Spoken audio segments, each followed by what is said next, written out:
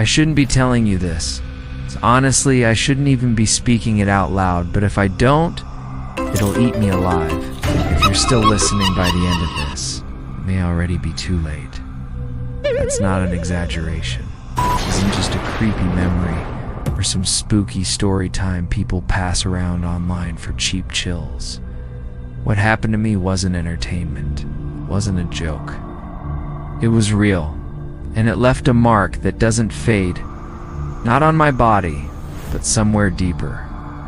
Somewhere that follows me every time I close my eyes. I've kept quiet for too long. I thought silence would keep me safe, but silence only made it worse. It fed on me. It grew louder, stronger, like it was waiting for me to break. And tonight, I feel it circling again, watching, waiting. That's why I'm recording this. That's why I'm talking to you, because if I don't let this story out, if I don't share it, I won't survive the night. I know what you're thinking. What could be so bad about one night? Everyone has a scary story, right? You laugh about them, exaggerate them, make them campfire tales. But this wasn't the kind of night you laugh about later.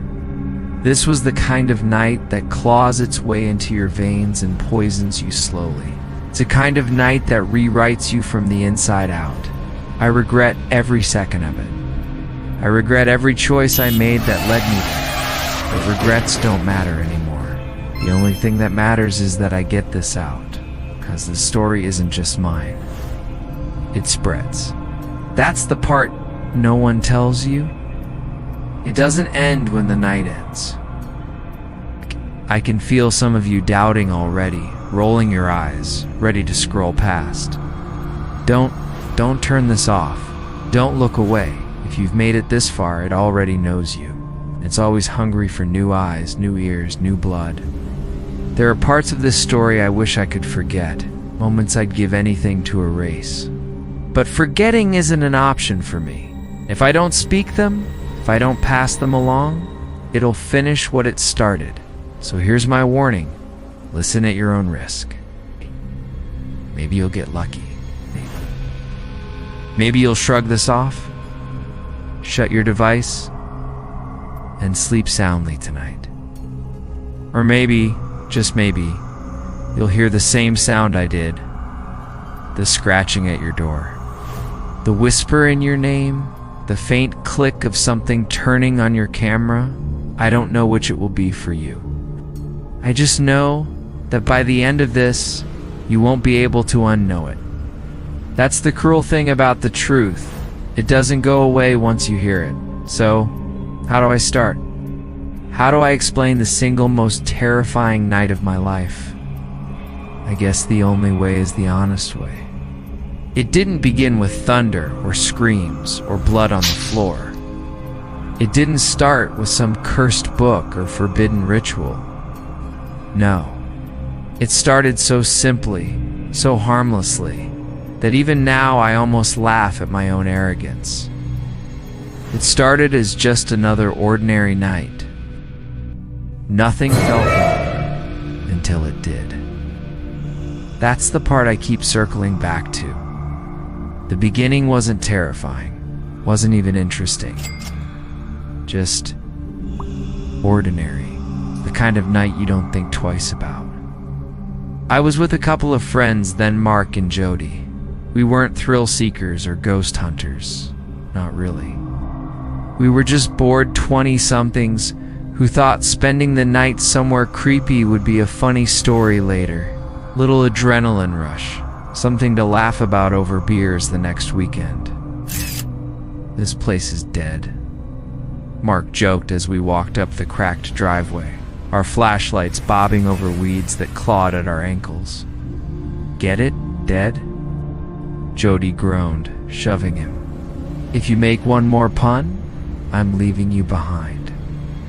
I laughed, but it was thin. Even then, something about the house made my chest feel tight. It loomed at the end of the drive, dark windows staring down like empty eyes.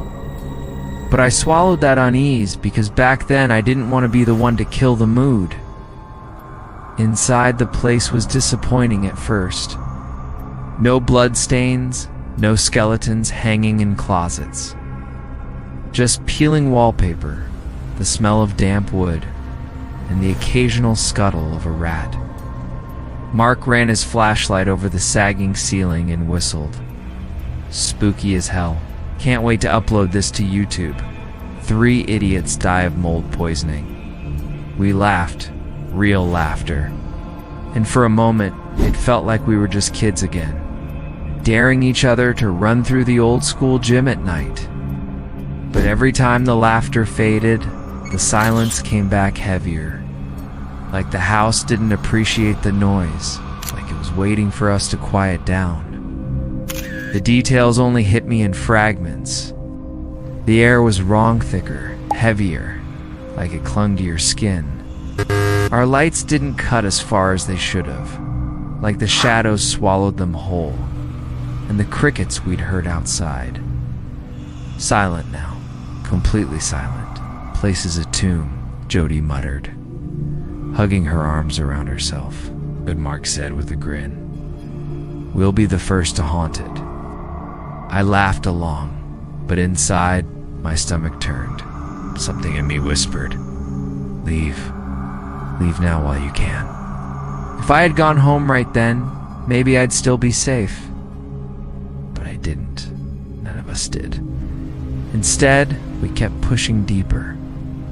Mark set up his phone on a broken mantle, insisting we'd need proof of our bravery. Jody lit a candle she'd brought, its weak flame shivering against the drafts that seemed to come from nowhere. I tried to shake the crawling sensation between my shoulder blades. "This is lame," I said finally, forcing a laugh. "What are we doing? Camping in a dust museum?" "Exactly," Mark said. Ow. "It's not about fun. It's about suffering. People love watching other people suffer." The house creaked, long and low, as if it agreed. We exchanged a glance, nervous laughter bubbling up. I told myself it was just wood settling, just age groaning under our weight. But even then, I knew it wasn't. The sound hadn't come from the floor. It had come from the walls. Still, we stayed. We joked. We explored a little, trying doors that stuck and windows that wouldn't budge.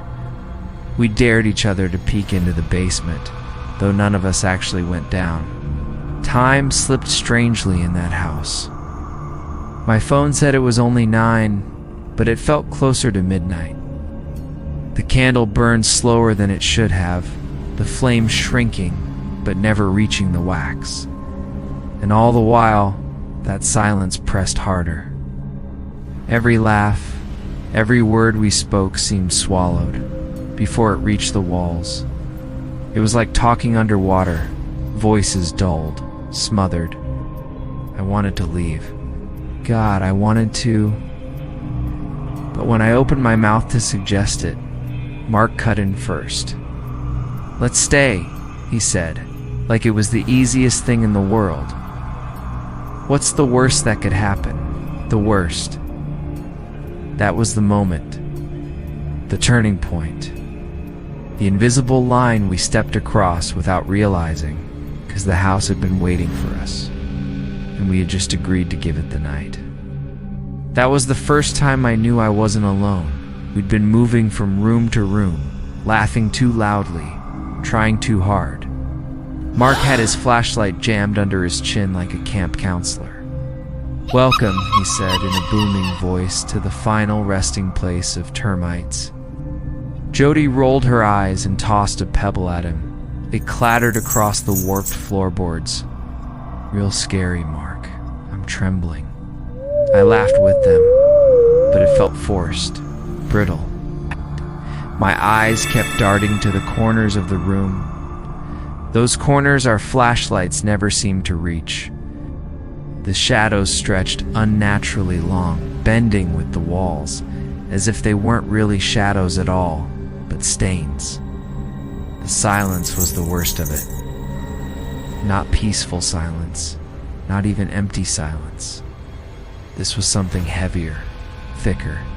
It pressed down on us, squeezing the air out of our lungs. Mark noticed it too, though he tried to play it off. "Bet this place eats sound," he said, clapping his hands together. The echo died instantly, smothered before it reached the far wall. His grin faltered for the briefest second. Jody forced a chuckle. Cool. Haunted and soundproof. 2 for 1. We moved into the hallway. The candle flame bent toward us, though there was no draft. Wallpaper peeled in long curls, like skin sloughing off. My shoes stuck slightly to the floor, as if the wood were damp, though it didn't look wet.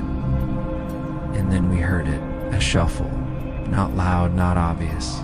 Just the faint scrape of something dragging across the floor upstairs. "Rats," Mark said quickly. Too quickly. "Big rats," Jody muttered. But I knew it wasn't rats. There had been weight in that sound, a slowness that didn't belong to anything small. I almost walked out then and there, but something made me stay. We crept to the staircase, the boards groaning under our steps. I shined my light up into the dark, but the beam stopped short, swallowed whole before it reached the landing. Mark called out, his voice wavering. "Hello? Anybody there?" Silence, and then faint. So faint, I thought I'd imagined it. A voice answered. "Go back." The words dragged out like air leaking from a punctured lung. Jody grabbed my arm, nails digging into my sleeve.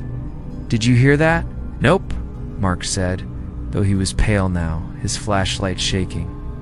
"Didn't hear a damn thing." We stood frozen at the bottom of the stairs, silence stretching tighter and tighter until it snapped another sound. Sharper this time, a thud, like a footstep. My mouth went dry. "We're not alone. That's fine," Mark stammered. "Could be a squatter. People crash in places like this all the time." The voice came again, closer this time, threading itself between our breaths. "Don't stay." I swear I felt the words against my skin, like cold fingers brushing my neck. Jody pulled me toward the door, panic rising in her eyes. "We're leaving now, and maybe we should have." But Mark laughed. A wild, brittle laugh that didn't sound like him. "Come on, it's just some idiot screwing with us. It's probably a neighbor, or..." His voice trailed off. He didn't finish the thought. The house seemed to exhale, a long groan that rolled through the walls. The candle flickered violently, almost guttering out. Our flashlights dimmed in unison, as if something had sucked the batteries dry. In the faint glow, I caught movement at the end of the hall, a shape tall, thin, wrong. It leaned just far enough into the light that I could see its arms stretch longer than it should, shadows pulling behind it like tar. And then it vanished. "That's it," Jody whispered, trembling. I'm done. I wanted to agree. God, I wanted to run. But my legs locked, my body refusing to move. Something rooted me there, staring into that endless dark, waiting for it to show itself again. Mark's voice cracked. Maybe we should just wait it out, just until midnight. That's what, 3 more hours? Said it like a joke, but nobody laughed. The silence returned, heavier than before, suffocating. I felt it pressing against my eardrums, filling my head with a low hum, like the house itself was breathing inside me. None of us spoke again for a long time. We sat there in that rotting parlor, the candle trembling on the mantel, the dark pressing closer with every second. And as the clock on my phone ticked toward midnight, the air shifted. The boards under us quivered. The wallpaper bulged, as if the walls themselves were swelling. And from upstairs, the voice came again. Louder this time. Clear. Undeniable. You shouldn't have stayed. That was the moment the house stopped waiting. That was when it began. It wasn't just a house. It was awake. At first I thought it was just the storm outside, wind-rattling windows, air shifting through the beams. But then the clock chimed. Once, twice, 12 times. Each strike reverberated through the house like a heartbeat. When it stopped, the air went dead still. Mark pulled out his phone to check the time. His screen read 11:59. He blinked, refreshed it, still 11:59. Jody muttered, "That's not funny." Mark shook his head, holding up the screen for us to see. It stuck. That's when the old grandfather clock in the hallway started chiming again. 12 more times. We froze, listening, and I swear I could feel the sound moving under the floorboards, rattling in my teeth. When it ended, the phone still read 11:59. We were caught. The first door slammed then hard, somewhere upstairs, and followed by another and another, echoing like gunshots through the halls. The house was sealing itself, closing us in. Jody clutched her candle. What the hell is happening? The flame sputtered, and for a split second, I thought it would die, but instead, it flared brighter, illuminating the mantel. That's when I saw it. Words scratched into the wood. Don't look in the mirrors. My stomach dropped. Mark leaned in, tracing the carving with his fingers. What is this? Some kind of prank? But the letters weren't fresh. The grooves were deep, weathered, as if they'd been there for decades. Jody whispered, "Who wrote it?" The house groaned again, louder this time. And then we heard it whispers. Not just one voice, dozens. Layered, tangled. They weren't coming from upstairs or downstairs, but from everywhere at once. Slipping between the walls, curling into our ears, brushing against our thoughts. I couldn't make out words at first, just fragments. A name I didn't recognize. A laugh that wasn't human. Then sharp, clear my own voice hissing in my ear. You shouldn't have come. I flinched back, heart slamming against my ribs. What did it say to you? Jody asked. Wide-eyed, you heard it? She nodded, trembling. It used my mom's voice. Mark didn't speak. His jaw was tight, his flashlight shaking. We moved deeper into the house because what else could we do? Every time we turned toward the front door, the shadows thickened, pulling us back. That's when I found the journal. It was sitting on the desk in what looked like a study, pages warped with age and dampness. The leather cover cracked under my hand. Inside, the handwriting slanted erratically, words etched deep into the paper like the writer had been carving instead of writing. I read aloud without meaning to. The rules are simple. Break them, and you stay forever. Jody whimpered. What rules? I turned the page. More carvings, barely legible. Rule 1. Don't look in the mirrors. Rule 2. Don't answer when it calls your name. Rule 3. Don't stay past midnight. Mark barked a humorless laugh. Well, shit. Too late for that. The whispers rose, louder now, as if mocking him. And then clear, sharp, deliberate one of them called my name. Not like a stranger. Like someone I knew. My best friend from childhood. A voice I hadn't heard in years. It said my name again. Soft, pleading. Every hair on my body stood on end. I wanted to answer. God, I wanted to answer. My throat even opened to speak. But Jody grabbed my hand and shook her head violently. Don't. That's what it wants. The journal slipped from my fingers, pages fanning out across the desk. One page caught my eye, smeared in something dark, almost black. If you hear yourself, run. I didn't have time to process what it meant, because that's when the whisper changed. It wasn't someone else's voice anymore. It was mine, calling out from the dark. I staggered back, knocking over a chair. My chest tightened, lungs refusing to pull air. I heard myself again, louder now from the hallway. "Come see." Mark cursed under his breath. "That's not funny, man. It's not me," he snapped. The air thickened. My vision swam, the edges of the room warping like heat waves. I swear the wallpaper was moving, bulging in and out, as though the house were breathing. Jody's candle flickered wildly, casting warped shadows that stretched across the ceiling. One of them twitched when we didn't.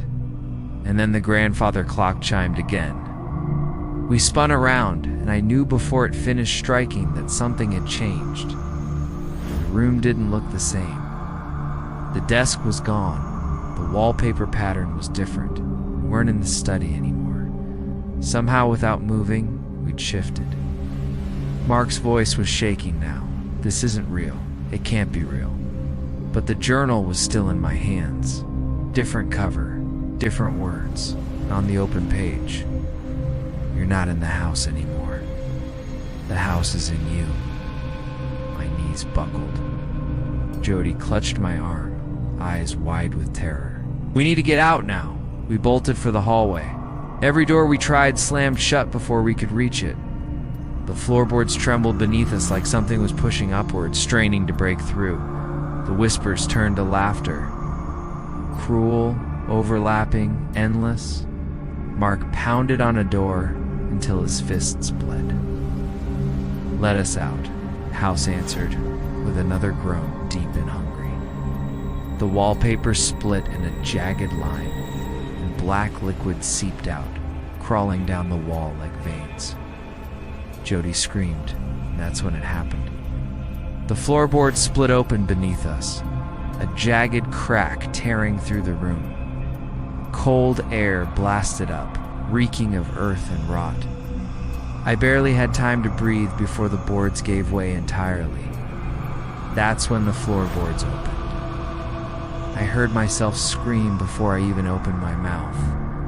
The sound ripped through the house, raw and desperate, bouncing off the walls, until it was everywhere at once. I clamped a hand over my lips, but it didn't stop. The scream wasn't coming from me, it was coming for me. The crack in the floorboards yawned wider, and in the flicker of Jody's candle, I saw movement. Not shapes, not shadows, figures, rising up through the gap like smoke-given flesh. There were 3 at first, then 5, then too many to count. They didn't walk or crawl, they just unfolded. Limbs bending wrong, faces stretched smooth like clay until they weren't faces at all. Mark staggered back, pale as bone. "What the hell are those?" I couldn't answer, because deep down I already knew. They were us. Or rather, they were almost us. Their forms shifted, blurred, until one of them wore Mark's face. Not exactly, it was too long, too pale, the eyes too dark, but close enough that he fell to his knees, gagging. Another one shaped itself like Jody, her candlelight reflecting off its hollow sockets. It tilted its head at her, mocking, as if it knew her better than she knew herself. I wanted to look away, but something pulled my gaze toward the cracked mirror leaning against the far wall. I froze. It wasn't showing them, it was showing me, but not the me standing there. This version of me was broken blood, streaming from my scalp, eyes wide with horror, shirt soaked dark. My reflection staggered toward the glass, mouthing words I couldn't hear. My hands shook. I touched the surface. The reflection slammed both palms against the inside, and I felt it. A shock through my chest like it was trying to pull me in. I screamed then, finally, genuinely. And the figures screamed back, every single one in my voice. That was when the walls began to breathe. I don't mean creak or shift like old wood. I mean inhale, exhale. The wallpaper bulged with each breath, pushing outward, then sucking back in. The floor beneath my shoes pulsed like a heartbeat. The house wasn't a place anymore. It was alive. Jody clung to me, sobbing. It knows us, it knows us. Mark pressed both hands to his head. Make it stop! Make it stop! I can hear it, and that's when the whispers changed. They weren't whispers anymore. They were secrets. Our secrets. Jody's voice mocking. You lied to her? You said you loved her, but you didn't. You only stayed because you were scared of being alone. Marks, remember the night you swerved and never told anyone what you hit? It's still out there, waiting. And then God help me, mine. You're not the victim here. You invited it. You wanted this. I shook my head violently, shut up. My own voice laughed back at me, deep and jagged, like glass grinding in my throat. That's when I realized this wasn't just about us, as the voices shifted, changed. They spoke your name. Yes, you, listening right now. They said things I shouldn't know, things no one should know. You think I'm making it up? Then why does your stomach feel tight? Why are you suddenly remembering something you thought you'd buried? The house doesn't stop with me. The story spreads. It's the point, and it's only going to get worse. This is where it gets bad, really bad. If you stop here, you'll never know how it ends. But if you keep listening, well, you'll see. Mark shoved me then, snapping me back. Do you hear that? I held my breath. Footsteps, coming from upstairs. Slow, deliberate. Each one heavier than the last, like something massive was pacing the attic. But here's the thing, none of us were up there. Not yet. And then it happened. I heard a voice drifting down the stairwell, calm, steady, familiar in a way that made my stomach drop. It was me, not screaming this time, narrating, word for word, the same things I was saying right now. It was me. It's not screaming this time, narrating. Word for word, Mark's eyes went wide. Holy shit. That stop, I hissed, shaking. Don't repeat it, but it was too late. The attic voice laughed. My laugh. And then came the sound that broke whatever was left of my sanity. A scream. My scream. From above, I heard myself scream from the attic. Before I'd even gone upstairs, thought I'd escaped. Until I opened my eyes and saw the house again. Let me back up. After that scream from the attic, I lost it. Whatever fragile thread of bravery I'd been clinging to snapped clean in half. My only thought was out. I didn't care how. I didn't care where. I just had to get away from those voices, those figures, that reflection of myself bleeding in the mirror. The front door was closest. I lunged for it, shouldering Jody aside in blind panic, clawing at the rusted chain lock. My fingers fumbled. Somehow I wrenched it free. Mark grabbed my arm, maybe to stop me, maybe to hold on, but I didn't wait to find out. I ripped the door open. Cold air hit my face, and for a single, perfect second, I felt relief. I was outside. I bolted down the cracked steps, across the yard, into the street. My lungs burned, heart hammering like it wanted to tear itself out of my chest. The night was sharp, almost too sharp, every sound painfully clear. Gravel crunched under my sneakers, and for the first time in hours, I thought maybe, just maybe, I'd made it. Then I looked up. Every house on the block was dark. Windows black, lawns empty, and yet I wasn't alone. They were standing there. Neighbors I'd never seen before, lined up on their porches and sidewalks. Silent, perfectly still. Their faces pale in the moonlight, all turned toward me. Their eyes followed every step I took, but none of them blinked. None of them moved. It was like the entire town had frozen mid-breath, only to watch me run. I screamed at them, begged, cursed, pleaded. Not one answered. Not one even flinched. And then, God help me, they smiled. Not all at once. First a man at the corner, then a woman holding a baby. Then one by one, every frozen face twisted upward into the same slow, identical grin that broke me. I ran harder, down one block, then another. My legs gave out, lungs screaming, but I didn't stop. I didn't even look behind me. I knew if I did, they'd be closer. And then the ground disappeared. 1 second I was sprinting past a mailbox. The next I was slamming shoulder first into a wall. My nose burst with pain, blood running hot down my lip.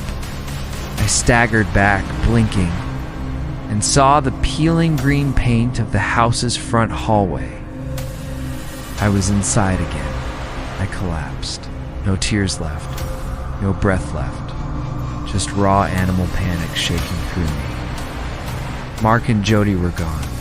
The silence was total. The candlelight had sputtered out.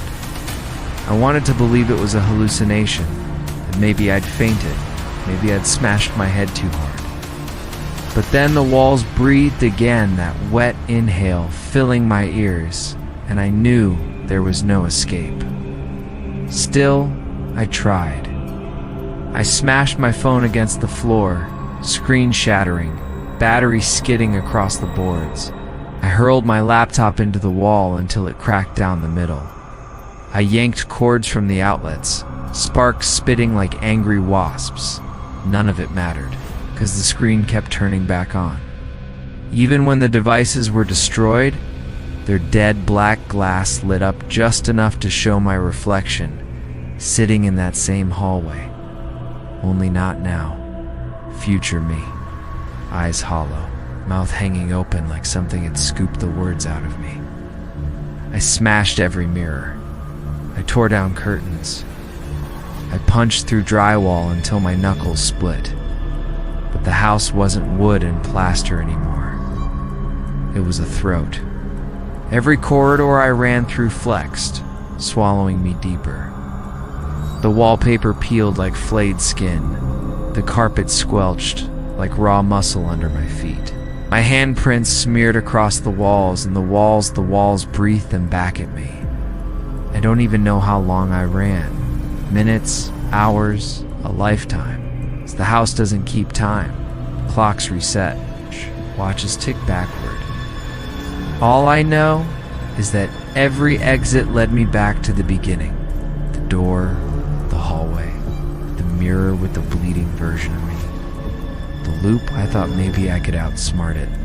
That if I closed my eyes, turned, counted steps, I'd find a different path. But when I opened them again, always the same, and the house laughing silently through the rise and fall of its walls, and the shadows. God, the shadows. They followed me, stretching long and sharp, bending where they shouldn't. At first they clung to the corners out of sight, and they grew bolder, snaking across the floor, licking at my feet. When I stumbled outside again, because yes, sometimes the house let me leave, I thought I'd finally shaken them. But no, they came too. Imagine this, standing under the streetlight, your own shadow stretching on the pavement. Then imagine another shadow beside it, except no one's there to cast it. Then another. then another, all attached to nothing, all reaching toward you. I ran from them. I screamed at them. And every time I did, I woke up inside the house again. That's when it hit me. There was no way out. Not because the house was holding me, but because I'd already let it in. This isn't just walls and floors. It's infection, curse. It spreads through stories, through sound. It's through the act of listening. You think you're safe. Sitting there with your headphones on, watching this like it's just entertainment. But the house doesn't care about screens, doesn't care about distance. Every word I speak is another nail in the coffin for me and for you. That's why I said at the start, if you're still here, it may already be too late. Because listening spreads it, watching feeds it, and now you've seen too much. Which brings me back to right now. Don't scroll. Don't turn away. It already knows you're here. I need you to understand this isn't just a story anymore. It's a doorway. Every word you've heard, every image that's formed in your head is another crack in the lock. You've already let it in.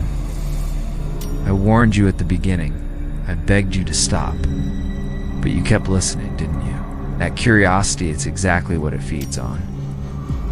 You don't get it, do you? This thing doesn't just want me. It wants everyone who knows it exists. It's the story itself is the infection. Hearing it spreads it. Repeating it seals it. Look behind you. No, don't. Not yet. You feel it though, don't you? That weight pressing in on your skin, the way the air seems to thicken as the room grows quieter. That's not your imagination. That's it, circling, waiting. Do you hear that? That low hum under the silence? That isn't background noise. That's its voice, whispering between the cracks of your reality. It's learning you. It already knows your name. I didn't want to tell you this part. God, I tried to hold it back. But if I keep it to myself, it eats me alive faster. That's the trick it spreads by confession, by passing it along. Every person who hears becomes another echo, another host. Hush. That's why you feel watched. That's why shadows don't look right anymore. You think I'm exaggerating? Then why does your heart feel heavier right now? Why are you breathing shallow like you're afraid to make a sound? You know I'm right. You've felt it since the first line. Don't bother muting this. And don't bother pretending you can walk away. It already marked you when you started listening. The first hook wasn't a warning, it was a chain around your neck. Comment what you saw if you survive long enough to type, because soon you'll start noticing the same things I did. The mirror showing more than your reflection. Your phone camera glitching, catching something standing over your shoulder. The way your own voice will sound. Wrong when you try to speak. It won't take long. It never does. I can hear it now. Closer than ever, it's not in the house anymore, it's in me. Crawling through my words, riding my breath, bleeding through the signal straight into you. God, I can't wait. Static cracks, wood splinters, something heavy drags across the floor. If you're still here, it's already too late.